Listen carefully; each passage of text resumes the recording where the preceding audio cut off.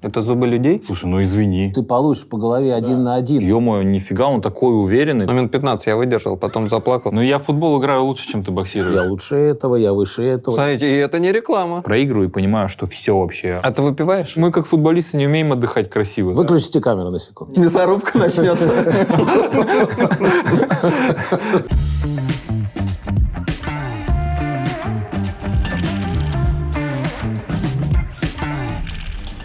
Всем привет! В эфире новый выпуск подкаста на Зенит ТВ и его ведущие я, Андрей Ашаин и Владислав Радимов.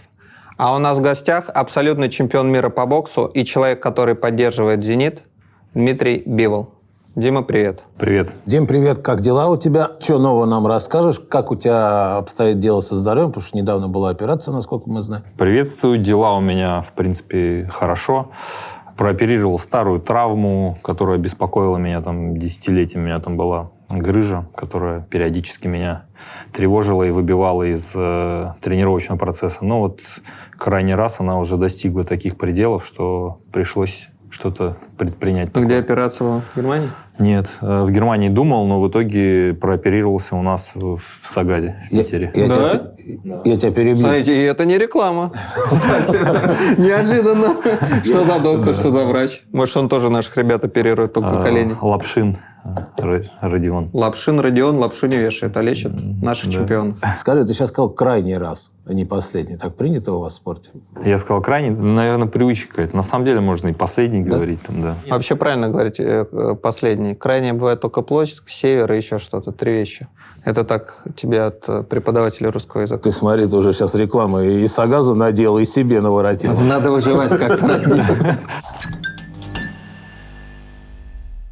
Ни для кого не секрет, что мы снимаем эти выпуски на базе. Ты уже здесь не первый раз. Расскажи, как тебе здесь, как условия? Слушай, я впервые вообще оказался в спортивном клубе. Футбольном или вообще спортивном клубе? Да, футбольном, да, мирового масштаба такого. И, конечно, мне, как спортсмену, понятны все истории, которые здесь есть. И тренировочные, и восстановительные, и столовая, и жилье. То есть здесь прям, у вас классно. А сама тренировка, ты же участвовал в тренировке. Что там тебе доверили? Мне доверили побегать с ребятами, там, ускорения небольшие, ну и поставили меня в нападение. А мяч давали? Конечно, попинать, там, позабивать даже дали.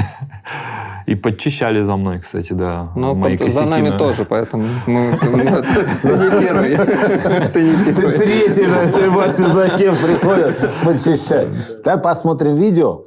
Нам показалось, что у тебя с Алипом случился особый коннект. Ты ему перчатки подарил. Он вроде в твоей весовой категории. Когда ждем спарринг с ним?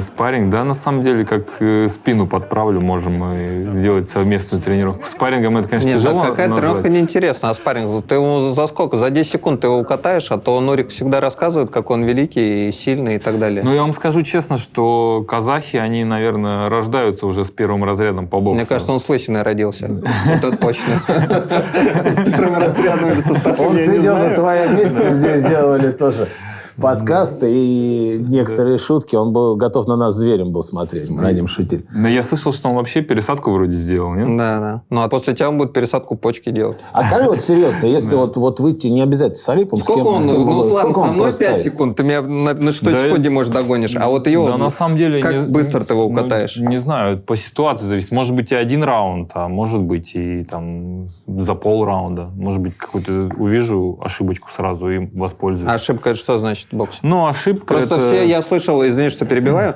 Во-первых, мне профессиональный бокс не нравится. Мне нравится любительский, вот на очки, как я привык там на Олимпиаде раньше смотрел. Да. Как я уже там, не знаю, считали раньше, сейчас там 3 на кнопку должны ждать, что-то такое. Сейчас уже не должны на кнопку Уже не нажимать. должны. И просто всегда, кто якобы разбирается, а может быть и не якобы разбираются в боксе, рассказывали, что бокс — это, в принципе, не тупо, знаешь, кто сильнее, тот и прав. А это очень умный вид спорта. Вот ты Конечно, сказал да. про ошибку. Ошибка — это что значит? К примеру, будет бить, и у него при этом голова поднята, а здесь не прикрыта. 1 раз ударит так, 2 раз ударит, на 3-й раз можно его хорошенько встретить. Особенно в боксе самые плачевные удары тогда, когда ты их не ожидаешь. То есть ты думаешь, что ты сейчас атаковать будешь, а тебе тут в ответ прилетает или навстречу. То есть это ошибка. То есть обычно ты, когда бьешь, ты закрываешься, да, то есть у тебя все как бы прикрыто. Чтобы не летело в ответ, Чтобы да? не летело в ответ или навстречу, да. То есть человек, который не занимается, не знает этих нюансов, он просто начнет бить с поднятой головой там, или с опущенной рукой, там, вот с такой. Сразу это ошибочка, которую обязательно нужно использовать. Я вот отвлекусь чуть-чуть от того, что у нас есть здесь в плане, спрашивать тебя. Смотри, в футболе есть такая история, как разбор соперника перед игрой. То есть мы просматриваем слабые там стороны, где там защитник медленнее, куда направлять направление атаки, как развивать, как выходить от ворот. И, естественно, используем ошибки. Ты просматриваешь бой соперника? Обязательно просматриваем командой и как бы выносим какой-то такой вердикт. Зачастую ты смотришь его хорошие стороны, да, там, то есть ты видишь, что человек, он прям выносливый, да, и он постоянно давит. То есть твоя выносливость там не справится с этим.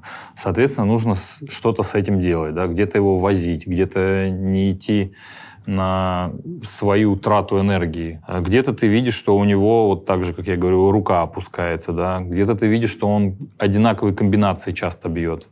И ты, конечно, стараешься иметь это в виду. Потому что, как ни крути, бокс у нас это... Мы тренируем определенные комбинации, а они у нас западают в памяти в такой, да... То есть на рефлексе. На рефлексе, да. И то есть, по сути, не всегда ты можешь подумать, что ты будешь делать. Ты на автомате иногда делаешь какие-то комбинации, которые ты просто изо дня в день отрабатывал. И они как бы просвечиваются, когда ты смотришь, видишь, вот он постоянно это делает. И, в принципе, можно быть готовым к этому, да. Тебе выражали спортсмены большое уважение, да, за твои заслуги, за твой бокс, за твое чемпионство. Роналду говорит и рассказывает, что следит за твоими боями. Ты с ним встречался, да, насколько я знаю? Да, он был у меня на бою в Риаде. И что он тебе сказал? Давай сюда. Часы золотые дарят, хватит ерундой заниматься. Не, мы уже изначально были в одной лодке. В одной лодке, да, там, где дают золотые часы, да. А вообще, кто твой любимый футболист? Футболист. Моя молодость — это Роналдо, да? Там не Роналду, да. То есть мне нравился Рональдиньо. Мне причем нравились особенно нарезки из мини-футбола, когда он вот... Это когда он старенький стал вот сейчас. Мне кажется, он, наоборот, молодой был. Он все время он и там играл все время. Он же просто ради футбола приходил поиграть. Мне нравится. Значит, ты болельщик Барселоны, получается? На самом деле, я не болельщик какой-то команды, я болельщик «Зенита», да? Молодец. Правильно. Сагас, «Зенит». Молодец. Дойдем до третьего. Поехали. Да. Мне вообще нравятся талантливые люди, и которые делают красиво свою работу. И вот были определенные нарезки. Ты по адресу зашел, ну что? Да, были определенные нарезки у Рональдиньо. Мне прям нравились, как он делал. А Роналду тогда просто он в моем детстве, когда интересовался футболом, он был просто... А футбол в детстве ты часто играл? Мы на тренировках очень часто играли в детстве, да. Особенно, когда я жил в Кыргызстане, у меня тренер, перед тренировкой мы играли либо в футбол, либо в баскетбол, и мы, бывало, играли до тех пор, пока его команда не выиграет. То есть мы могли играть час вообще до того. Вы поумнее могли бы, сразу бы им поддались. Да, ну мы же тоже хотим выигрывать, да. Ну вы же понимаете, что этого не случится. На самом деле, вот пару раз, вот, может быть, я могу посчитать, что было такое, что случалось. Он всегда стоял в офсайде, у ворот, как бы, и клепал. Ну, Андрей так играл обычно тоже. Нет, это Киржаков, ты меня не путай. На самом деле, у меня даже есть медаль. Я играл, не знаю, это младший юноша, ну, там, 12 лет, там, что-то такое, да, вот мне было. Я играл от своей области на первенстве Кыргызстана. А ты не в Бишкеке вырос? Нет, я в Токмаке, это 60 километров где-то от Бишкека. И вот там от нашего города или от области, я уже не помню, собрали команду, и вот я поехал, и даже наша команда заняла 2-е место. Слушай, хотя я большинство матчей просидел на... Не мешал? Да, не мешал команде, да, пару раз вышел, отбегал, но вот был я... А ты уже тогда занимался боксом? Да. Ну, видишь, тебя как полицейскую, как в НХЛ использовали. Если что, тавгай на поле. Слушай, а жарко же в Кыргызстане? Это относительно там нашего жарко, там, наверное, северного очень города, жарко. нет? Нет. Ну, летом жарче, да. Зимой... Там, на самом деле, 4 сезона, вот что мне очень нравится. То есть там прям яркий весенний сезон. То есть не как у нас, да, там 2 сезона. Либо слякоть, либо снег. Ладно, не обижай мой город. Мы здесь родились, поэтому для нас это нормально. Я этот город тоже люблю. А вот в Кыргызстане там зима, прям снег, лето, жарко. Да? Прям идет вот по 3 месяца? Хорошие сезоны такие, да. Такой вопрос. Ты же наверняка встречался со многими там знаменитостями, популярными людьми. От кого из них была самая удивительная и запоминающаяся поддержка в твой адрес? Глобально, если взять. Ну, и для нас будет интересно, для телезрителей тем более. Я помню одно время, когда я только дебютировал в профессионалы, тогда приехал в Москву Микки Рурк, помните такого, да, актера? Мгм. И он, оказывается, в прошлом был боксером, и вот тогда он проводил свой там очередной бой профессиональный. Ну, там такой бой был. Медиа. Да, больше медиа. Но он выиграл этот бой. Там, кому-то это понравилось, кому-то нет. Но я был, если честно, рад за него, потому что человеку там 60 с чем-то лет, он в хорошей форме, физически, внешне выглядит. Конечно, скорость не та. И мы тогда с ним поспарринговали даже. Ну, то есть аккуратно вообще так подвигались. Да, там, и после этого он как бы проникся, часто там писал слова поддержки, там бои мои смотрел, с менеджером там с моим дружит, с командой, и он как бы, кстати, хорошо относится к российским боксерам, с постсоветского пространства тоже боксерам, то есть ему нравится. И вот ощущал поддержку от него. Хорошо, давай перейдем и проверим мою зависть. Президент Кыргызстана подарил тебе такую тачку. Ну, что за тачка? Где она? Как ты себя в ней чувствовал? Слушай, прокатился, и первое мое впечатление было, это... Какого года вообще она? 77-го года. Мое первое впечатление было то, что в 77-м году такие машины делали, то есть уже там на автомате. На автомате она? Да. То есть она на автомате, так плавно идет. Я прокатился там немного. И она вокруг резиденции? Или где тебя вручали? От ресторана до дома. Прокатился, это, может быть, было там 3 километра максимум, да. Поставил ее в гараж и, как бы, если честно, не катался больше. И что, она у тебя там в Кыргызстане? Да, она там. Если мы к тебе приедем, дашь нам покататься? Прокатим вас, За $100. У нее плохая видимость, потому что она полностью затонирована. И лобовое? Да. Что, у вас это уже у всех это... А я не знаю. Мода отлегла, а у вас еще в Кыргызстане? Но она видит. В тонировки ездите? Слушай, я не езжу в тонировке, но она вот тонированная, как ее подарили, я ее так оставил. И, один раз меня встречали с аэропорта на ней. То есть, мне очень приятно было, потому что я... А почему именно Rolls-Royce? Ты просил, ты любишь автомобили, или это неожиданно было? Вообще ничего не просил. То есть, спокойно приехал. Причем я бой проиграл даже тогда. И вот президент подарил мне Rolls-Royce в качестве, наверное, поддержки. Это было очень приятно для меня. И если выбирать там какие-то спорткары современные там, или новые машины, то я вот какой-то вот старьевщик. То есть мне больше вот как-то тянет на антиквариат. Вот почему-то вот больше нравится такое. Если она еще 70-го года и нормально, как ты говоришь, может ездить. Да, то есть... ЦЛС 7-летний не хочешь купить задорого? ЦЛС 7-летний. Если бы он был бы 70-летний... нам деньги. 70-летний... Аршан превращает этот подкаст, мне кажется... Радим, подыграй. Что за машину должен сказать? Все мечтают. Бери. Ушатанная, наверное. Нет, Ушатова. Была, может, и Ушатова. Дайте нам фотографию. Расскажи, пожалуйста, про эту фотографию. Ты в окружении легендарных бойцов. Холлифилд там Это что за встреча была? Да, здесь был вечер бокса. Бой был, по-моему, Тайсон Фьюри против Нгану. И тогда Турки Аль-Шейх, это вот мы все понимаем. Это что за страна? Это Саудовская Аравия. Вот этот вот человек, он очень любит бокс. Он является, как это переводится его должность, министр... Что-то вроде развлечений, да, там в... Саудовской Аравии? Да, entertainment, да. То есть это человек, который развивает именно вот туризм, наверное, так сказать. То есть он отвечает за все вот эти спортивные события, какие-то концерты, вот это его желание. Ты, по-моему, самый молодой на этой фотографии, нет? Я не ошибаюсь? Кроме шейха, может. Кстати, я ветеранчики, нет? Я не задумался, но здесь есть пару людей, кто моложе меня. Вот это только в белой рубашке, может. Вот рядом с Холлифилдом, слева от него. Вот, малыш вот этот? А кто это? В очках. Я не помню его фамилию, но он... это в очках? Да, я думал, что это в желтой рубашке. Малыш — это Мэнни Пакьяо в желтой рубашке. Я вообще дилетант в боксе. Тайсона ты знаешь? Да, только я его Холлифилдом назвал. Холлифилд это справа вверху. А он прям тоже, видишь, самый. есть. Холлифилд, он Да. справа, он самый верхняя девятка, да? Да, да. Один из самых крутых боев, я уж тоже отвлекаюсь, это Холлифилд Тайсон, по-моему, был, да? Ну, это такой, да, запоминающийся. Ну, это где укусил, нет? Да, это где он ухо ему где откусил. откусил ухо. Они нормально между собой общаются? Слушай, ну вроде Или по бы фото их нормально. далеко. Не, так, давай раз на раз, по Не, я разу думаю, дали. уже там спустя Кто выдержал. годы как бы уже все как бы нормально. Тайсон очень сильно изменился с тех пор. То есть он в свои годы, почему он такой известный? Он стал самым молодым чемпионом мира среди профессионалов. Он в 20 лет стал чемпионом мира. Никто до этого не был чемпионом в 20 лет в супертяжелом весе. И у него характер совершенно другой был. Сейчас это он как бы спокойный, покуривает там...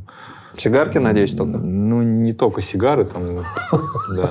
Ну, И если он что, Сагас ему чуть-чуть он- поможет. Чуть-чуть он такой, да, он другой стал, более спокойный, не такой зверь опасный, как раньше. Хорошо, видишь, вот я вообще за твоей карьерой не следил, поэтому я спрошу такой вопрос. А у вас есть противостояние? Вот вы друг друга там любите, ненавидите? Вот есть у тебя такой, как бы... Личное, да, что-то? Слушай, ну с Даже не некоторыми... называй, может, имен. Да, даже без Не, с имен. некоторыми бывает, да, тебе просто не нравится персона. Ну, Просто как хотя вы даже, личность. наверное, не встречались, условно. Да, вот я стараюсь как-то все это разделять. Я стараюсь смотреть на него как на своего соперника, на любого, там, как на... Просто как на боксера, не вдаваясь, какая он личность. Когда начинаешь видеть какие-то вот истории личные, да, то есть тебе либо это нравится, либо не нравится. Ну, вот есть, да, те, кто не нравится. Ну, говорят же, там специально вы трэш-толки устраиваете, эти друг на друга там смотрите. Вот Это вот это. бой взглядов, как битва Битва взглядов? взглядов. Это Ну, больше наиграно, но в твоих случаях. Я не Слушай, говорю ну там это про не на- другом. ну Или это- иногда вот реально Не-не, ты его ну это- ненавидишь, потому что завтра... Нет, ну здесь Можно разные его варианты. покрошить. Подожди, разные. Подожди, а вообще это Ты сделано подожди, для... может, Дима скажет. Вообще это сделано для того, чтобы разогреть публику, да, то есть вот взвесились, вот посмотрели друг на друга, но в эти моменты, когда ты смотришь на человека, ты все равно видишь какие-то вот, не знаю, вот что-то ты ощущаешь либо его уверенность, либо неуверенность, потому что часто бывает соперник начинает газовать так, что ты сидишь и думаешь, ё-моё, нифига, он такой уверенный, то есть он, видимо, реально знает, как меня там побить, но я вроде тоже не промах. А когда ты начинаешь видеть его и смотришь ему в глаза, и ты начинаешь ощущать то, что не такой уж он и уверенный, к примеру. Либо наоборот, человек неуверенный, а ты его встречаешь и прям видишь во взгляде у него какой-то стержень уверенности. То есть это такая интересная процедура, на самом деле. Я правильно понимаю, что вот эта битва взглядов, она тебе дает тоже информацию о человеке, который напротив? Она тебе дает информацию, которую ты можешь обработать правильно и настроиться. То есть, ну, это интересная вещь, на самом деле, да. То есть, Ой, я, честно говоря, думал, что это просто такая показуха встали, оно, и с всё. одной А сейчас стороны, ты говоришь по-другому. с одной стороны и показуха, с одной стороны, ты стараешься не обращать внимания на это, как бы, но тем не менее какие-то вещи ты все равно чувствуешь. Ты видишь, как бы, насколько человек как бы вес гонял, да, то есть мы же взвесились. Вот потом, я хочу бах, вот про это спросить. там битва взглядов, к примеру. Ты видишь, он восстановился, успел или нет. То есть все равно какие-то вот нюансы есть. Хорошо, вот мне просто интересно, вот прямо как с моего рта словил, Давай. что вот как вы сгоняете вес? Вообще ты вот, все ли боксеры сгоняют вес? Если да, то ну, зачем Да. это понятно? И как это? Просто я видел, там героические люди сидят чуть ли не неделю в бане. За сколько, во-первых, это происходит? Потом я видел людей, ну или как я слышал мифы, что они реально сидят неделю в ветровке, потом еле-еле доползают, их ставят, взвешивают там, допустим, 71, они 69, а потом они быстро-быстро бегут жрать, целый день жрут до боя и начинают боксировать. Как это по-настоящему происходит? Ну вот есть и такие действительно люди, да, в основном это молодые, неопытные, кто может, у кого организм еще выдержит. То есть, прикинь, ты, если будешь так себя... Ну, пойди ты обессиленный должен доползать до боя. Конечно, у тебя, прикинь, сначала ты резко всю воду убрал из организма, ничего не ел, а потом закидался туда. Это не очень хорошо. Тебе просто будет тяжело, ты будешь тяжелый, у тебя почки, я не знаю, будут работать вообще или Хорошо, нет. как абсолютно чемпион мира это делает? по боксу? Как мы это делаем? Я работал изначально с диетологом, который меня постепенно натренировал, как гонять вес правильно. У меня была книжка, я каждый день записывал, что я ем. Встал там, там литр, к примеру, воды выпил, съел там 2 капса каши, ну, типа 2 этих каши овсяные, там, ну, и все это записываешь. И хорошо, за сколько ты это начинаешь делать? Начинаешь делать это, как начинается основная подготовка к бою, а она обычно где-то не раньше, чем за 2 месяца. То есть за 2 месяца начинается подготовка недель, к поединку? К одному поединку вашему за 2 месяца готовиться надо? Не, это основная часть. А так у нас еще 3 недели до этого горы какие-нибудь там, то есть ты физуху набираешь, потом недельку отдохнул и вступаешь в спарринговую сессию. Она как раз-таки у нас там длится в районе там 12 недель. Там, да? То есть самый минимум это вообще прям 9-8 недель. А так это 12-14. Вот я люблю 12-14 недель подготовку к бою. Слушай, Дим, извини, может, это очень даже не очень красиво с моей стороны. Что у тебя с руками? Это зубы людей? Не, ну реально. Просто как будто собаки покусали. Слушай, это здесь спицы были, здесь я... То есть ты ломал руки людей? Здесь вывих. Ну да. Здесь вывих был. Здесь как бы пришивали мне там связки. Здесь тоже... А ты выпиваешь? Слушай, ну... Выключите камеру на секунду. Нет. Не, в целом я могу. Ну, посидеть вот так вот. Спокоен. Посиделки бывает, но редко может Не, ну, да, я могу выпить. Просто я думаю, кого первому самому подходить или Радиму послать? Не, я могу, но я как бы очень спокоен к алкоголю. Ты сейчас в основном живешь в Петербурге или приезжаешь сюда только по делам или «Зенит» посмотреть? Я приезжаю сюда, потому что у меня здесь живут дети, родители. То есть это мой основной... Ты перевез их сюда? Давно? Слушай, я здесь живу с 11 лет в Питере. Как Керш. Киржаков тоже в 11 лет переехал. То есть мы с Кыргызстана, у меня родители переехали в 11 давно лет. Уже, да? То есть я здесь школу закончил, колледж, университет. А о Киргизстане осталось воспоминания какие? Машина. В Кыргызстане, слушайте, у меня много друзей там... Ну, до 11 лет, да? Да, до 11 лет, потому что я там начал заниматься. У меня там все равно это как Кыргызстан, это как какой-то такой материнский дом для меня. И я там особо часто не бываю, но всегда приезжаю, мне там прям тепло и уютно. И мне всегда приятно туда приехать, друзей навестить. У меня там... Мы открыли клуб боксерский, да, имени Дмитрия Бивола. Там ребята занимаются, я часто на связи, какие-то нужны, если... На том же месте, где ты занимался? Нет, в другом месте. Мы в Бишкеке открыли.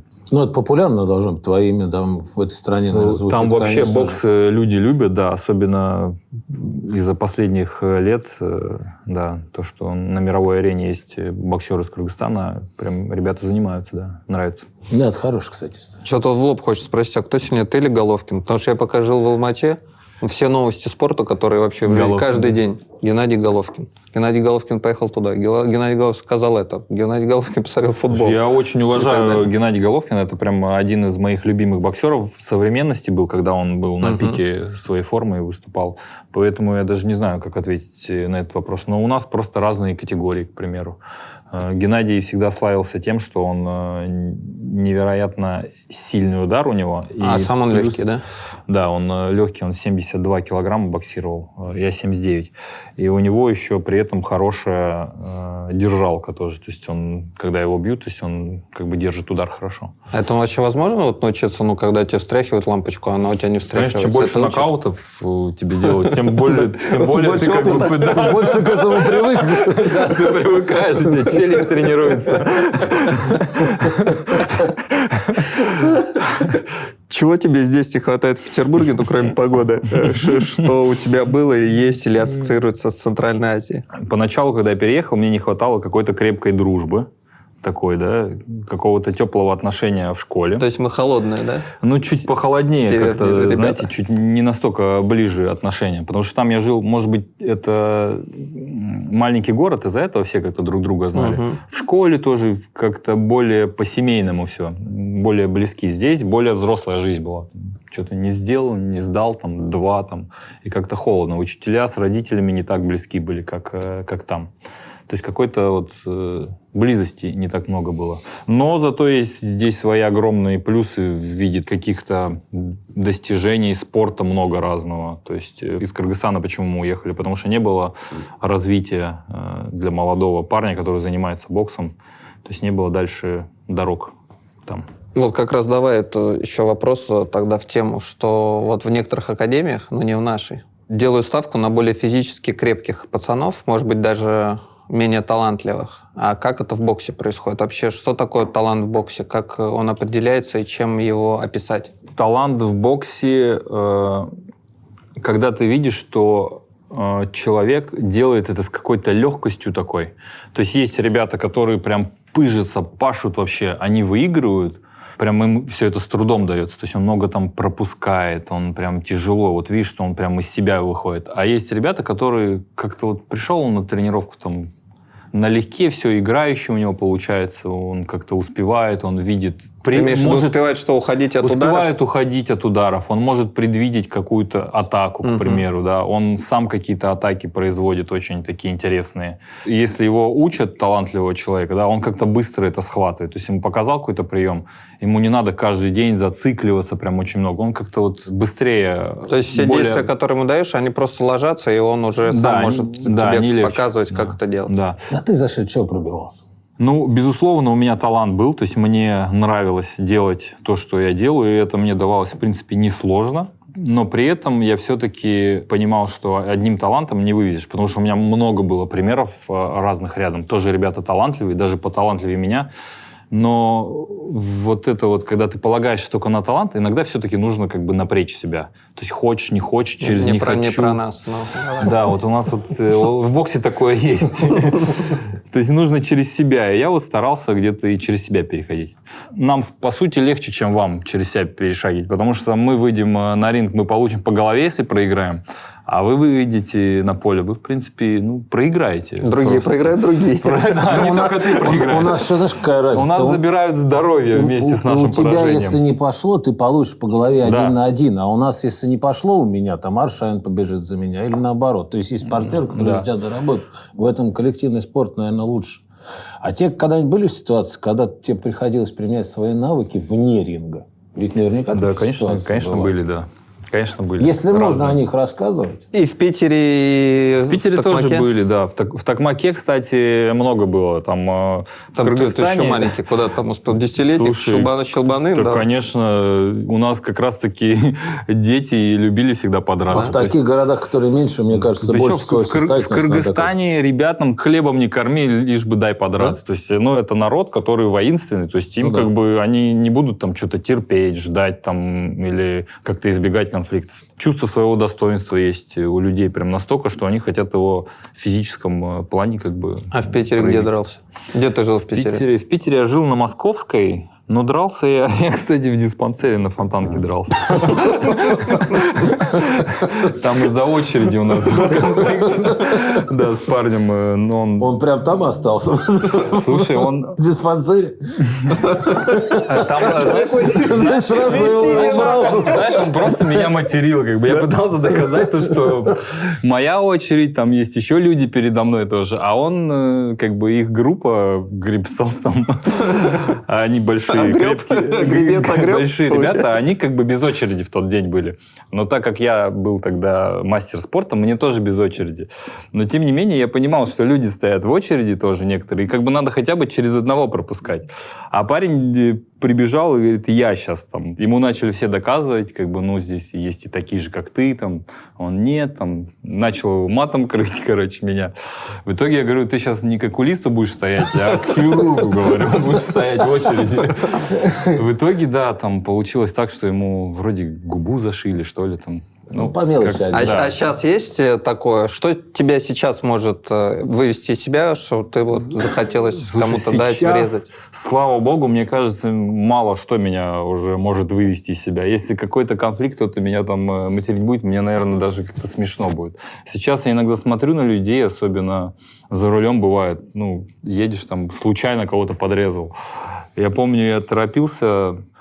Я к отцу ехал, у него проблемы со здоровьем тогда были. Я просто вот в таком состоянии еду, видимо, кого-то подрезал, меня парень догоняет, пытается что-то подрезать. Я открываю, что случилось? Он, что ты там ездишь так, туда-сюда? Я говорю, я смотрю на него, думаю, слушай, извини. Говорю, подрезал. Он, да нет ты. Я говорю, извини, говорю, я подрезал.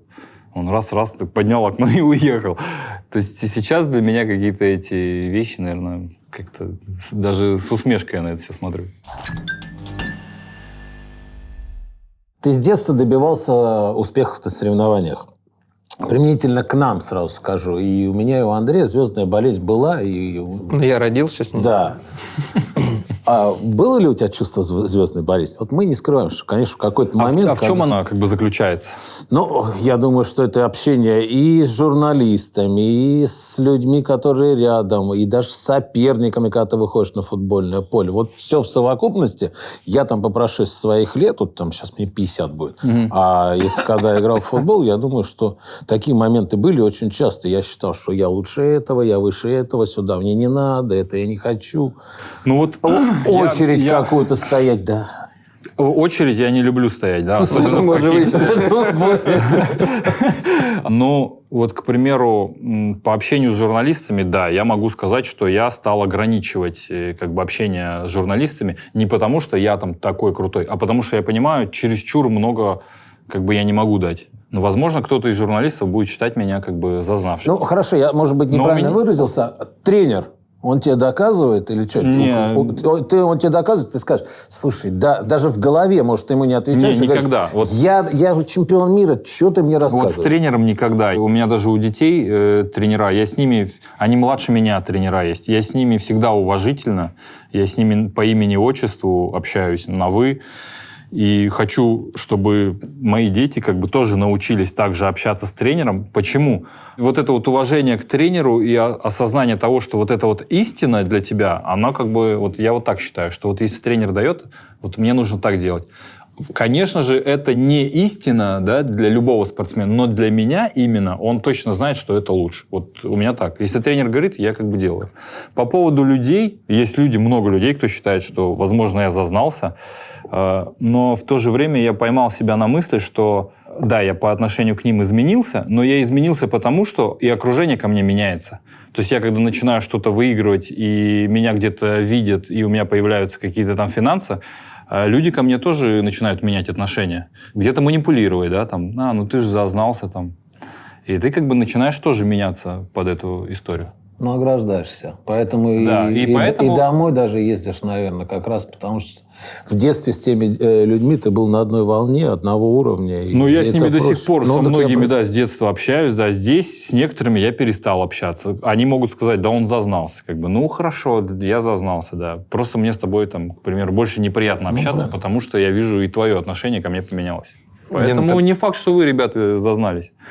Может быть, не только у вас я в этом дело. состоянии живу, поэтому мне непонятно. Смотри, ты когда футбол смотришь, как болельщик, и видишь драки, как ты на это реагируешь? Слушай, я, если честно, только, наверное, видел, как Марадона там бегал, пинал всех. Какой-то ролик такой в Инстаграме. Есть такой, так смешно, он еще так побегал. И видел вот знаменитый удар головой Зидана. Ну, я...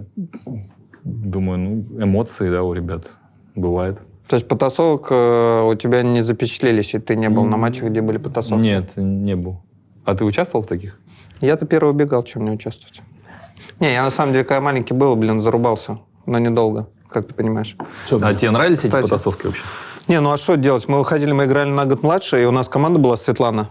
И мы, когда в зале играли, мы 1 или 2 года, то есть там 5 на 5 играешь, и ты играешь, вот мы выросли с Ладом, деревянные стены. Ну и по-любому ты... Кто-то кого-то пихнет. Не, туда, у них большие были ребята, они, в принципе, и в футбол хорошо играли, но для того, чтобы с ними бороться, нужно было втыкаться. Ты втыкаешься, он большой, он там драки были, вот с ними, как со Светланой 80-го года.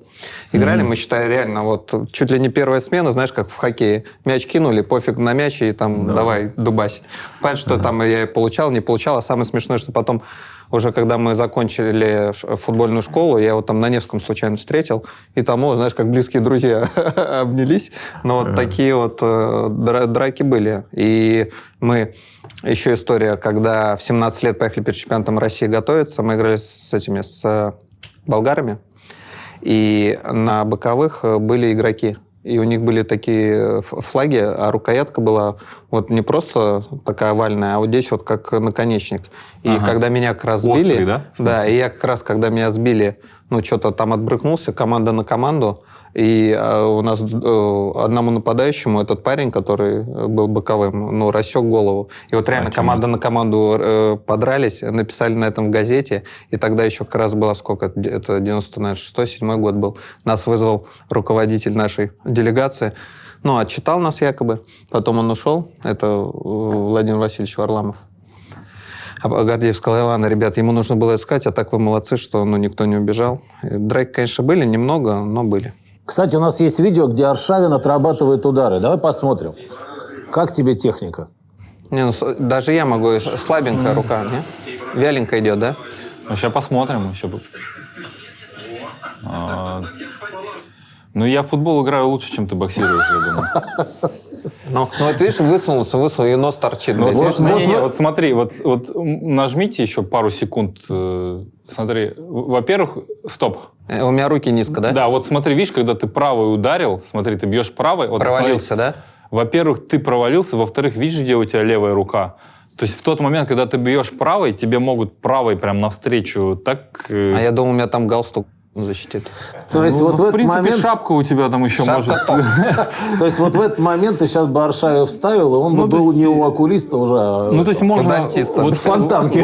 Вот именно можно как бы тянуть на себя, вот он бьет раз вот так вот, можно два, а потом берешь и просто предугадываешь уже его вот этот удар и бьешь на опережение ему, потому что у него даже нет защиты здесь. Слышишь, вы же в капе все это? Да. Она спасает? Еще как, да. Очень а можно прям с спасает. капой, ну, зубы все равно сломать? Можно, человеку? да. Можно, да? Но просто без капы ты любое прикосновение какое-то у тебя сломаешь. просто... Это даже не в зубах дело, это больше в губах. Ты себе губы порвешь, просто тебе разорвет губы. То есть От удара? Да. Ну, то есть у тебя губы будут прижиматься к зубам, вот это вот все. То есть язык там Я может... что-то об этом вообще не думал. То есть больнее всего даже не зубы, насколько, мне кажется, вот... Я что-то вообще губы. первый раз об этом А быстро к задумался ней и слышал. привыкаешь? Когда ты ж, ну, не Да-да, всегда быстро, с ней был, быстро да? привыкаешь. Или Плюс делают еще- специально, да, наверное? Ну, можешь сам варить, можешь на заказ делать. На заказ, конечно, она удобней. Она как бы прям четко встает, то есть она не выпадает, она можно сделать потоньше, потому что если большая неудобная капа, тебе все равно дышать как бы будет тяжелее. Да, одно из основных, конечно же, это вот, как я вижу, мне всегда не нравится, когда капу забыл, начинаешь боксировать, то есть слегка ткнут, раз губа как бы порезалась. Так-то и зубы, конечно, могут сломать, но... Слушай, а я, знаешь, что я отвлекусь тоже? Смотрел фильм, ну, наверняка многие смотрели фильм, подожди, или «Рокки», или где-то в перчатки вкладывали какие-то или камни, или кастеты, или ну, может что-то, быть, да? и чё? Есть Я такие? думаю, сейчас такого нет. Ну, сейчас, может, проверяют чаще, а в Нет, тут, молодости? во-первых, когда тебя начинают тейпировать, команда, человек, да, из команды соперника приходит и смотрит. Но Да. это сейчас, раньше такого не было же. Поэтому раньше там, мне кажется, они что-то может. подкладывали реально. Вообще была такая история, что был такой боксер Маргарита, мексиканец, по-моему, он как-то бинтовал руки, и когда они потели, они типа чуть ли не в гипс превращались. То есть специально был То есть, состав? видимо, какой-то состав там был, да. Но я не знаю, насколько это сильно прям может помочь. А вы же профессионал, вы же без шлема бомбите? Да, конечно. Ну, а сейчас и вообще- любители без шлема тоже. Да ладно, да, что-то я уже упустил. Да, мужики-любители, они тоже без шлема. А шлем сейчас, ну, что, он не спасает, что он не нужен, или из-за чего так? Но это для красоты, для зрелищности убирают шлем. Также для красоты, для зрелищности убрали майки, да, то есть чтобы видно было, как двигаются мышцы, как ты прям по телу пропускаешь. То есть поэтому профессиональный бокс так. Любительский бокс был уже на грани такого... Упадка, да, неинтересно, любительского, да, неинтересно. Решили как-то видоизменять это, сняли шлема, там, поменяли регламент, поменяли правила. Я, если не путаю, его, по-моему, бокс вообще убирали с Олимпийских игр. Нет, Не, хотели, убрали. но не убрали. Хотели, но не убрали, да. С космоса прилетел вопрос. А девчонки у вас же ходят там? Ринг. Тебе это интересно? Ты следишь за ними? Слушай, ну, во время боя нет. Не, ну во То есть время, не до этого. ты же первый раунд. Первый раунд, да. Не, ну ты можешь обратить внимание, девятый раунд но ты тебе сидишь. явно не до этого, Андрей, как бы. Тебе вообще не до этого. Не то, что я. А они там, ну, на каждом турнире разные или эти Ну, вообще, на самом турниры деле, одни и те же? есть некоторые промоутерские компании, они, к примеру, сотрудничают с одним там агентством, либо с одними там девушками. И примерно одни и те же бывают, да. Да, подождите вы о боксе, давай сейчас о бабах что поинтереснее. Нет, подожди. Ладно, короче, он меня обкакал, мою технику этого бокса. Давай посмотрим, что Не, он на там самом с деле, мячишком делает. любой человек, он может как бы достичь там уровня, мне кажется, первого разряда, если начать там тренироваться. То есть вот это вот подправить тебе, я думаю, там за... Да я не хочу, ты что, я... Ну, чтобы в следующий раз... Если так объективно, я нормально думаю, что в достичь. боксе, наверное, нам легче первого разряда достичь, чем тебе в футболе. Да нет, ему в футболе проще давай. Ногами здесь. Не, ну Ты знаешь, что я ногами? расскажу историю, вот Аршав не даст соврать, теннисисты здесь были. Ага. Лет 20, наверное, назад, да, они приехали, говорят, мы с вами сыграем. Здесь чемпионат какой-то был Санкт-Петербурга открытый. Мы их знаем, мы говорим, ну, приходите на тренировку. А они на искусственном Не, они поле. сами сказали, давайте мы приедем поиграем. Мы обыграем вас, говорят. Ну, они, значит, приехали. Вот на этой же базе мы с утра вышли, мы им дали бутсы. Во-первых, была роса, мокрое поле и мячик. А мяч, он... Круглый. Круглый раз для них. Второй, он мокрый. Ты бы видел, что с ними творилось. Они его остановить не могли. Они переплевались все и говорят, не, мы пойдем своим видом спорта заниматься. Ну давай, перейдем это. Не, ну это владеет. Не, отношение к футболу имеет. Ну, без удара, конечно.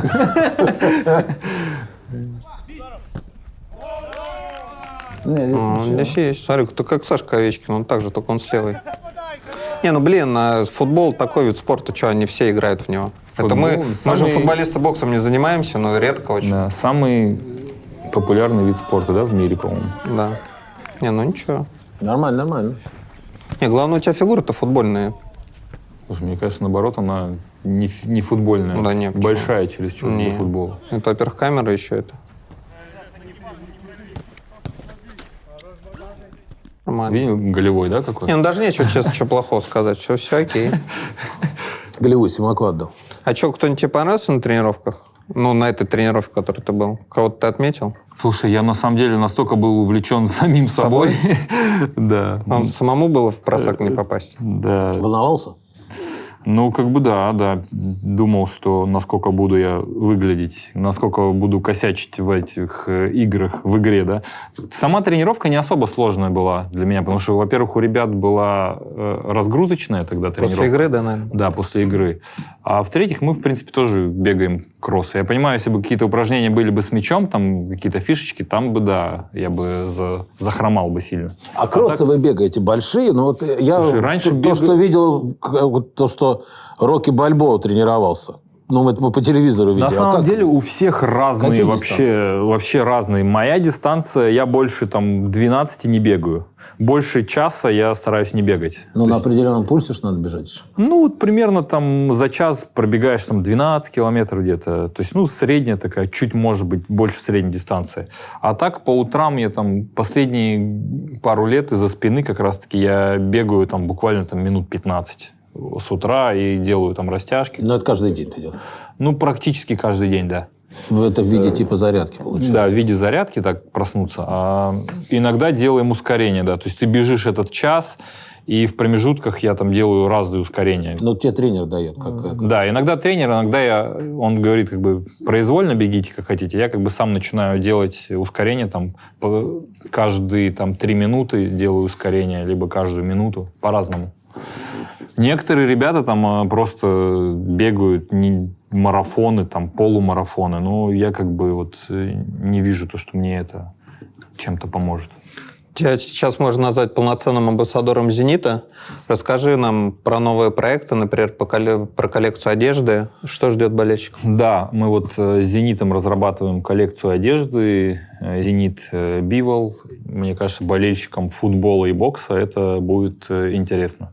У меня часто спрашивают, мой мерч какой-то, ребята хотят болеть в этом мерче, а тут у них будет 2 в 1. Поболел за «Зенит», поболел за Бивола и потренировался в этой одежде. А еще в планах установить мировой рекорд на «Газпром-арене». Как появилась идея вот этой массовой тренировки боксерской?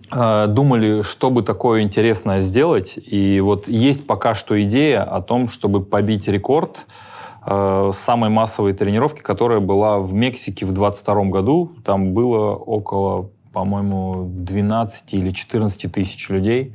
одновременно там тренировались, делали тренировку по боксу. И вот такая идея появилась совместными силами там, как-то организовать такую тренировку. Не знаю, как у нас это получится ли вообще, но такая идея есть, и над ней сейчас работаем. Так что если кто-то смотрит подкаст и хочет поучаствовать в рекорде, пожалуйста, присоединяйтесь, следите за новостями «Зенита». Да, давайте, приходите.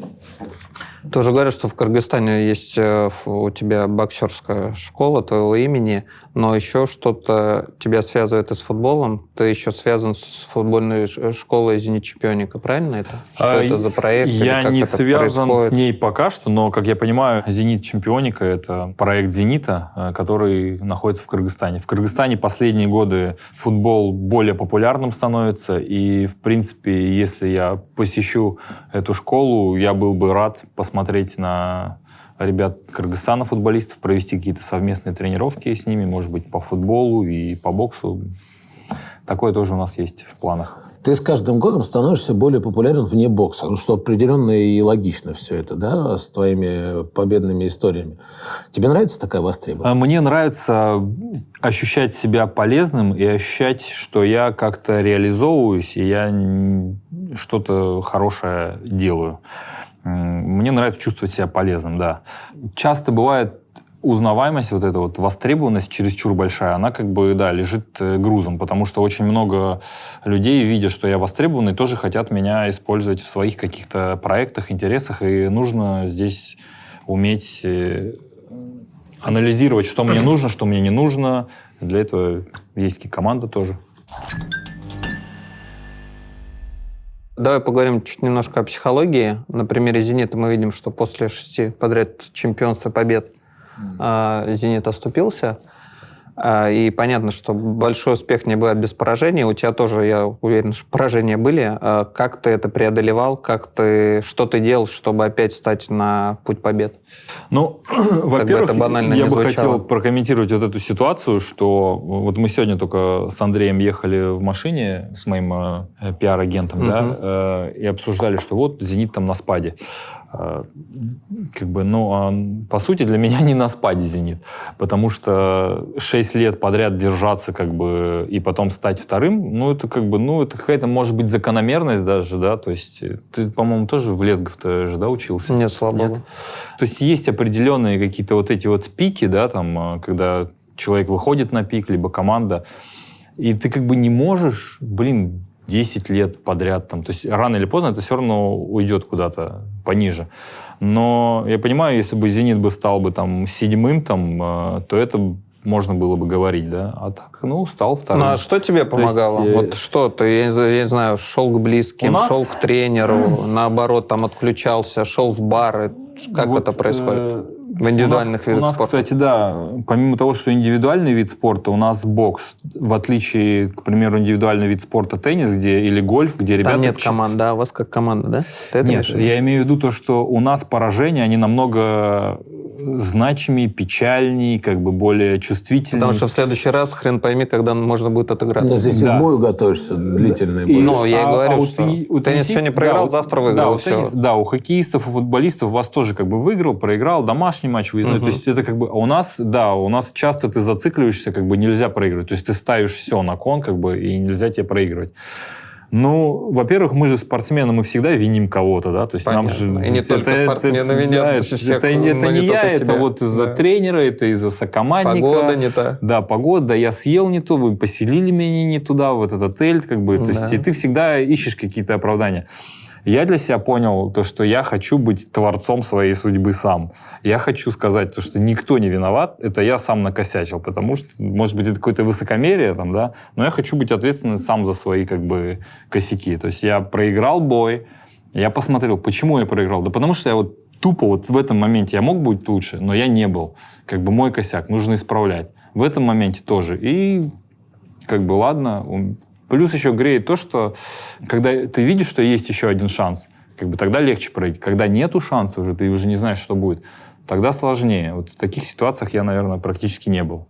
Когда я проигрываю и понимаю, что все вообще разрушено. То есть я понимаю, когда я проиграл свой крайний бой, я понимал, что у меня будет еще один шанс. Просто нужно взять всю ответственность на себя И у нас в команде так каждый взял ответственность на себя. Мы потом, когда в лагере в следующем увиделись, мне тренер по ОФП, он тоже говорит, я знаю, нам в этот раз как бы я тебя буду как бы больше душить, там, больше напрягать. А команда это сколько человек? Ну, на сбор мы приезжаем примерно там 10 человек. 10 где-то. человек работают на тебя одного. Да.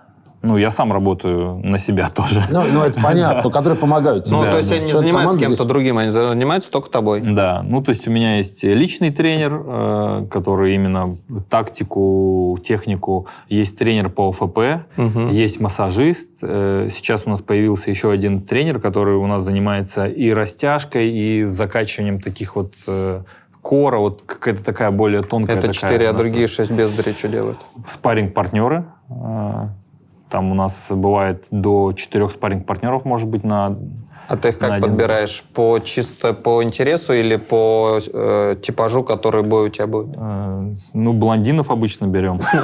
Реально, как? Или просто это одни и те же? Он в теннисе там, по-моему, одного и того же гоняешь. Не, на самом деле есть какие-то базовые такие, да, спарринг-партнеры, с кем ты тренируешься вместе и отрабатываешь какие-то истории, там, наработки делаешь. А есть спарринг-партнеры, которых ты вызываешь откуда-то, ты с ними не тренируешься, но ты с ними чисто спаррингуешь только, и ты их подбираешь по типу своего соперника. Если ты понимаешь, что у соперника очень классно, он жестко бьет правой, ты ищешь такого спарринг-партнера. Бывает такое, что у тебя соперник высокий, а он низкий спарринг-партнер, но он классно бьет правой, ты его берешь. Иногда бывает такое, что у тебя слишком высокий соперник, тебе нужны какие-то высокие. И неважно, как он бьет, просто высокий, чтобы подобраться. И ты, бывает, меняешь их как бы. Пару недель с высоким, потом пару недель с тем, кто бьет сбоку или снизу. И вот... Но это интересно. А ты скажи, мы просто видим же вершину айсберга, да, кто вы там за титулы, за этот пояс бьетесь. А вот реально там же, наверное, тоже градируется там хороший спаррингист, плохой. И условно Есть, от этого же, наверное, Они сумма... сами-то чем они занимаются? Они тоже спаррингуют и да. зарабатывают этим деньги, да, я так Ну, понимаю? не прям все так однобоко. То есть, помимо вот этих людей, у меня еще менеджер как бы часто ездит со мной. Он как бы все организовывает. Вот. Чем занимаются спарринг-партнеры в обычной жизни? Это такие же боксеры.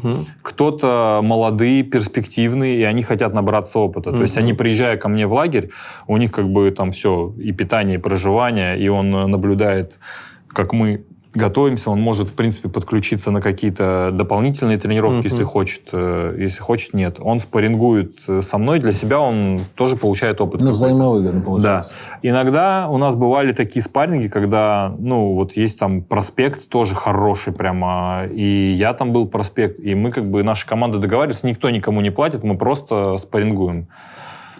Тоже обмен опыта такой был. Но последние годы вот набираем именно ребят, которые вот... Ты знаешь уже. Знаем, что он подходит по стилю, к примеру. А где это проходит обязательно? Лагерь. Ты говоришь лагерь. Вы выбираете место. Лагерь Питер, выбираем... Петербург? Нет, в Питере редко проходит. То есть в Питере я просто обычно хожу, тренируюсь. Да. Там, без... А так, если Когда лагерь? понимаю, что у нас есть бой, дата, мы едем в горы куда-нибудь. Последние разы это был Кыргызстан. Это база какая-то, где есть ринг, где Советская, есть... наверное, да, еще? Не, или уже новая там Да, построена? разные. Бывали Разные? и советские там такие базы. Военная база была в Тамге. Она прям вот старая советская база, но там было классно. Во-первых, персонал был такой дружелюбный, всегда нас ждал. Во-вторых, там зал был большой, тренировочный, да. И плюс была высота нужная для нас на том этапе. И хорошие локации, где можно бегать кроссы. То есть первый этап у нас в основном это кроссы, какие-то там прогулки длительные. Вот, камни побросать. Там, да. Это что значит? Какие камни? Условно, камушки, как у нас эти кружки, что были по воде? Ну, побольше, знаешь, такие. Как именно так? Я не знаю, или так? Ну, в структуре удара ты их там стараешь бросать. да? Там, да, то есть Тебе зачем? В структуре техники там, да. То Ты- есть, в принципе, ты- вы тоже, ты в принципе, посмотрел вы на тоже себя со можете стороны? по камням попинать там, да, там тоже в структуре удара. Последние сборы перед боями у нас были в Турции, в отеле. И, кстати, туда очень много футболистов приезжало. Тоже мы зимой там готовились, и много команд приезжало. Ну да, это Ну, зимой типичная в основном туда история. ездят. В Анталию, да. И то есть мы также там готовились. Хорошо. Тренировки, а психолог входит в твою команду? Последний раз я брал услуги психолога, психотерапевта, но по другим моментам, по своим. Так, как бы у многих боксеров есть психолог, да. А в чем ты видишь различие подготовки психологической в индивидуальном виде спорта и в командном, как у нас? Слушай, я в командном-то не был никогда, поэтому я не знаю, в чем, хорошо, в чем ваши нюансы. Да? Кто использует, что они говорят про психолога, для чего он им нужен? Многие как бы не знают, почему я там не могу заснуть, да, там я переживаю, я иду на тренировку, и я почему-то обессиленный. То есть я не пойму, почему. Я вроде все делаю, но я выхожу, я не успеваю. Вот почему? Там, то есть люди начинают гонять, начинают переживать из-за этого. У нас очень сложно, это неделя боя бывает. То есть, прикинь, ты готовишься, ты начинаешь вес сбрасывать. Особенно последнюю неделю ты на такой сушке. И когда ты прям близок к пику формы, и ты вес сбросил, ты такой раздраженный, знаешь, тебя малейшая мелочь может раздражать. Ты устаешь быстрее, потому что ты не доедаешь. И вот эта вот неделя у тебя как раз-таки начинаются там медиа-дэй, там какой-нибудь, то есть это нужно тебе дать там интервью 20, наверное, разным как бы телеканалам, разным изданиям всяким. Многие хотят еще больше, и ты всем отвечаешь практически на одни и те же вопросы. Ты начинаешь от этого подгорать, ты начинаешь уставать. Ты думаешь, что это у тебя забирает силы, и тебе не хватит этих сил потом в ринге. То есть люди из-за этого пользуются услугами психологов. А ты сам как относишься к психологам в спорте? Пользовался психологом, да, знаешь, когда я в школе порол журнал, меня мама привела к психологу на Васильевском острове, как сейчас помню, в районе проспекта Кима. Ну, минут 15 я выдержал, потом заплакал, сказал, что он пошел там собираться, и мама за мной вылетела. С тех пор с психологами меня не очень, но я просто видел, что как при мне несколько раз хотели заводить психолога в команду при Юрии Андреевиче Морозовиче, когда я только попал в «Зенит». И вот здесь вот, кстати, в этом где-то районе мы там сидели в зале, и когда Юрий Андреевич Морозов сначала говорил, вот, все, слушайте его, если вам нужно... у вас проблемы, подходите. Там мы вот так сидели, я помню. Сейчас показывали, бы стебались так. Слушай, сейчас быстро договорю. Потом на втором-третьем сборе он, видишь, Юрий Андреевич видит, что идут вроде как к нему, а потом вот к психологу сворачивают, и на следующий сбор психолог просто не едет. Но я прочитаю, в футбольной команде это не работает. Еще Венгер там тоже приводил, но там еще меньше продержался человек. Может быть, вам и не надо. Может быть, каждому личный нужен все-таки. Мне кажется, что уж в футбольной команде тренер главный психолог. Особенно в детском, вот мое мнение. У нас также, по сути, это тренер, главный психолог. Вот у меня вот с тренером очень много было бесед всяких, потому что мы на сборах живем вместе. Иногда бывало, мы там виллу снимаем всей командой и живем там. И, конечно же, там в обед, там что-то общаешься, какие-то мысли говоришь, вот я переживаю, что если так, это. И он типа подсказывает, да. Но некоторые люди есть, кому нужны действительно психологи. Вот ты, кстати, показал про, типа, медитировали вы там, да? Но вот я дошел до того, что мне медитации как бы тоже нужны бывают. Потому что много всяких историй начинают приходить в твою голову в то время, когда тебе нужно просто отключиться от всего. То есть я уже стал там взрослее, у меня уже есть какие-то там свои дела, семья, дети, там родители уже не такие молодые, да, и у тебя начинает это все тебе закрадываться в голову, и когда ты тренируешься, это чуть тебя начинает отвлекать. Чтобы научиться от этого избавляться, тебе нужно научиться и медитировать тоже сколько, хорошо. 34? Да. В 44 уже медитация не помогает. Пока помогает, пользуйся. Все время вопрос, я тоже уже не по плану, а вот когда ты выходишь из раздевалки, идешь на ринг, там музыка, дым или что, о чем ты думаешь? Вот именно такие даже моменты, да. В этот момент о чем? Тебе тоже нужно как бы вот, конечно, много всяких мыслей приходит. Почему у меня там ножки слабенькие, такие ватные? Блин, как мне сейчас выйти? Кто смотрит там? И ты максимально стараешься эти мысли как бы отбрасывать, как бы, да. То есть за счет вот этих вот тренировок каких-то, да, там медиативных, вот, ну, я как бы стараюсь от этого избавиться и просто думать о том, что я выхожу, у меня как будто у меня тренировка, я должен его выиграть, я должен сделать эти задачи. Все. И вот я стараюсь как бы фокусироваться на этом, а все остальное, всю шелуху отметать. Ты уже упомянул, что у тебя есть дети, и ты бы хотел, чтобы они стали профессиональными спортсменами, зная спорт изнутри? Ну, я был бы рад, наверное, да, в принципе. Но для меня главное, чтобы они были в ладу с самим собой внутри, знаешь, как-то в душе. То есть будут они там дантистом и даже не самым успешным, но главное счастливым, здоровым, адекватным человеком. Я буду абсолютно рад, или просто он будет каким-то, не знаю, бизнесменом, или просто он будет любить свою работу, и она ему будет нравиться. Я буду счастлив. Почему для старшего сына хоккей? Ты направил или он сам выбрал? Я выбирал им спорт. Хоккей. А ты знаешь... Для обоих? Второй у меня дзюдо занимается. Короче, почему я выбрал хоккей? На тот момент я немного подустал от бокса. Я думаю, я приезжал в Штаты, я смотрел спарринги других ребят. Я просто думаю, здесь спарринги намного жестче, чем у нас. У нас тренера как-то берегут, там, не бейте сильно, там, если нокдаун, все, останавливают. Там один нокдаун прям на спарринге, там другой, они как бы все равно спаррингуют, избивают себя. Просто там очень много людей, и как бы их не жалко, да, то есть одни и другие как бы, и за счет этого они как бы и растут сильнее. У нас как бы берегут больше спортсменов. И я понимал, что если ему в профи боксерами становиться, им придется вот проходить через это. А я не уверен, что у них будет бокс безопасный, что они не будут пропускать, а я этого не хочу. И потом думаю, а какой спорт? Если мы живем в России, прикольно было бы узнать что-то о новом виде спорта для себя, потому что я знаю, я все равно буду вовлечен. Для меня это какая-то новая жизнь будет. Я узнаю про хоккей что-то больше. Ты ходишь на тренировки? Я хожу, да, на тренировки, на матчи, да. Ты говорил, что младший отличается более спортивным характером, но он все же пошел в единоборство. Они оба, в принципе, такие спортивные, да, но младший более ответственный. Ему не нравятся игровые виды спорта, младшему. Он занимался хоккеем тоже год, где-то, может, даже 1,5. И он каждый раз говорил, что он не хочет. Когда ребята, я думал, сейчас начнут они играть, не просто кататься, ему будет интересно. Так все там что-то катают, шайбочку эту, а он там стоит, что-то, знаешь. Потом в футбол я смотрю, как он играет. Мне не нравится, это скучно, говорит. Но я тебе скажу, знаешь, вот между нами сидит человек тоже, вот он когда в хоккей приходит играть, там 9 человек бегают, порядке. отбирают, а он у чужих ворот стоит, ждет, когда отберут, и ему отдадут пас. Я просто использую свое самое сильное качество. Убежать и забить, и бросить.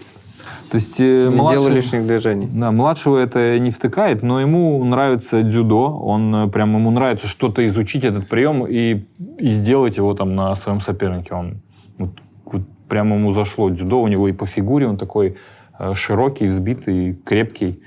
Он дома на тени практикует? Он часто, на самом деле, пытается, да, он на старшем практикует, бывает. Я тут на улице с ними двумя вот буквально там на выходные вышел, они как давай бороться, просто... На улице? Прям на улице, просто на асфальте он ему болевой сделал, младший старшему. Тот такой за голову держится, говорит, я здесь же типа плитка тротуарная, говорит, я головой уперся туда. Ну, давай в заключение поговорим о твоих хобби, увлечениях. Ты в этом интервью и до этого говорил, что тебе все интересно, но вот как ты проводишь время, чтобы отвлечься от спорта, от бокса или перед боем? Как ты отвлекаешься? Я не знаю, может, тебе компьютерные игры нравятся, может, еще что-то, фильмы? Фильмы нравятся, но я в последнее время очень мало что-то смотрю фильмов. Как-то, видимо, из-за того, что вот эти телефоны появились сейчас, настолько они зашли в нашу жизнь, то, что я не могу сидеть, смотреть фильм 2 часа, там, потому что постоянно какие-то сообщения приходят, то звонки. Я вообще люблю спорт в любом его виде. Прям меня легко заинтересовать каким-либо видом спорта. То есть у меня есть там... Пригласили тогда на тренировку, я побежал, сразу себе купил бутсы, думаю, они мне пригодятся, я еще буду играть обязательно. То есть с того момента я не играл, конечно, но они пригодятся. У меня есть старые там бутсы, у меня есть хоккейная форма, полностью я как бы катался, бывало в хоккей.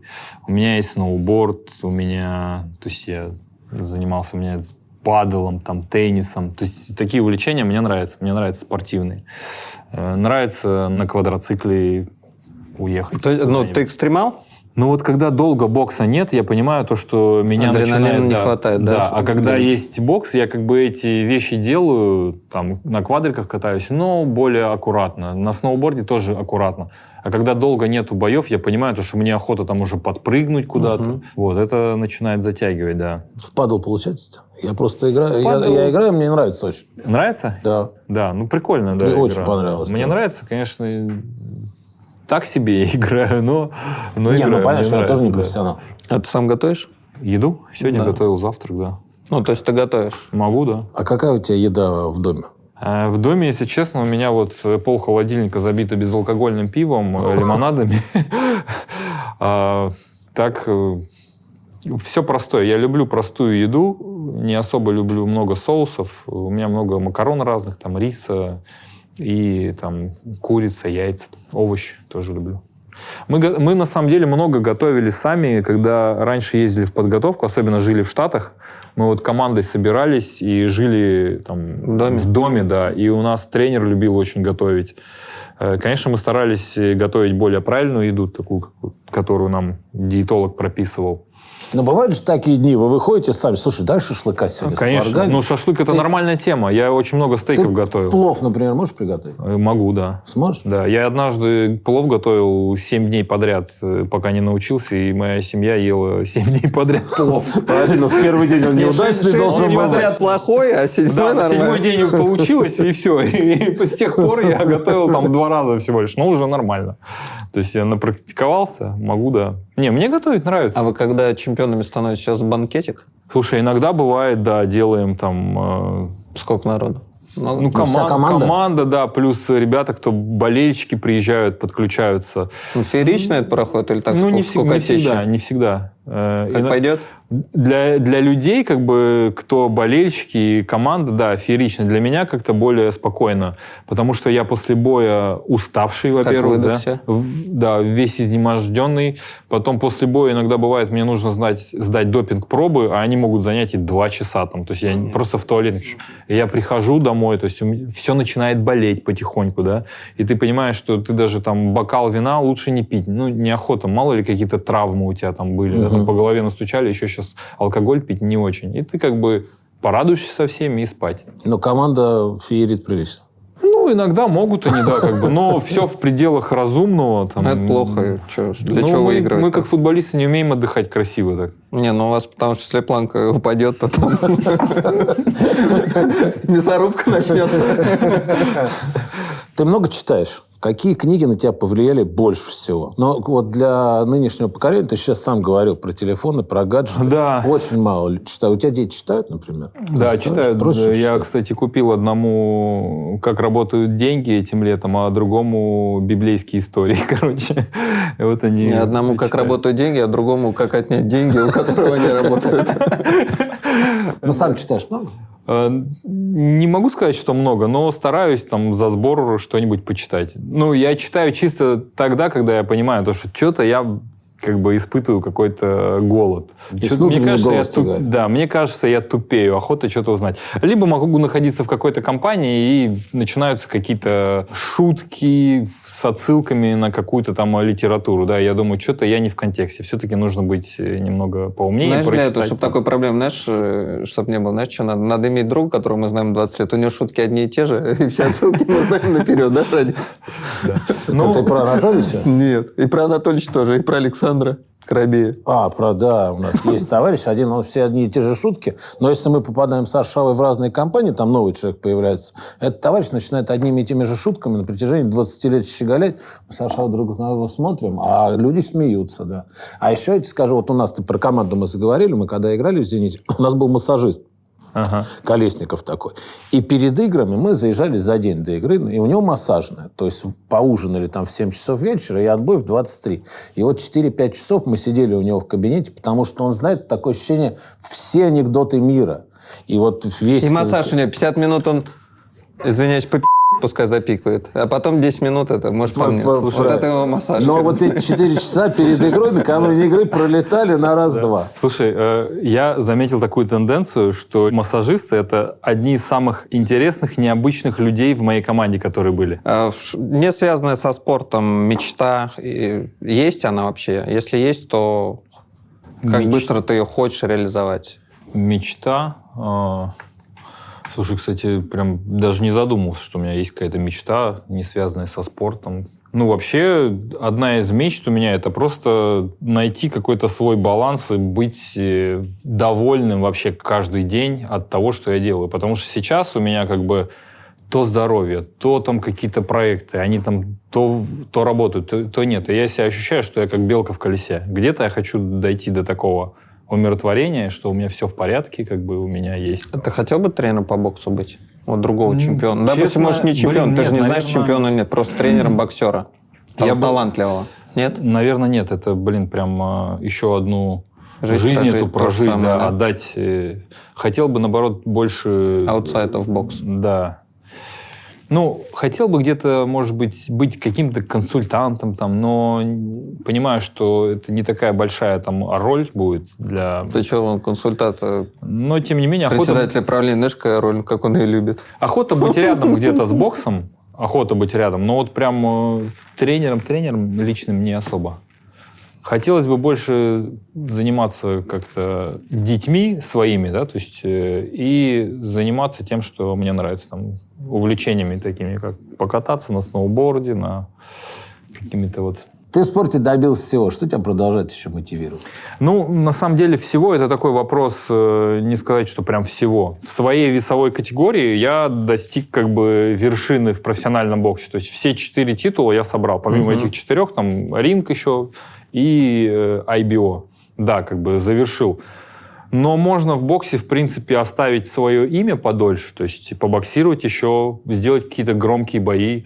Во-первых, чтобы твое имя больше осталось в сознании людей. Во-вторых, чтобы заработать. В-третьих, можно подняться в другую весовую категорию и тоже попробовать завоевать какие-то титулы. К примеру, в российском боксе нету боксеров, кто были чемпионами мира в нескольких весовых категориях. То есть почему бы не попробовать эту историю тоже?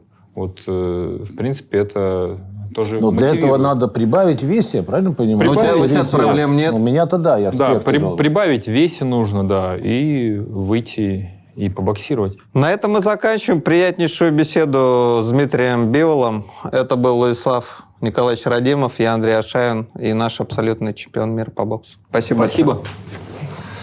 Спасибо. Была интересная Ну, все беседа. было очень круто, я хочу сказать.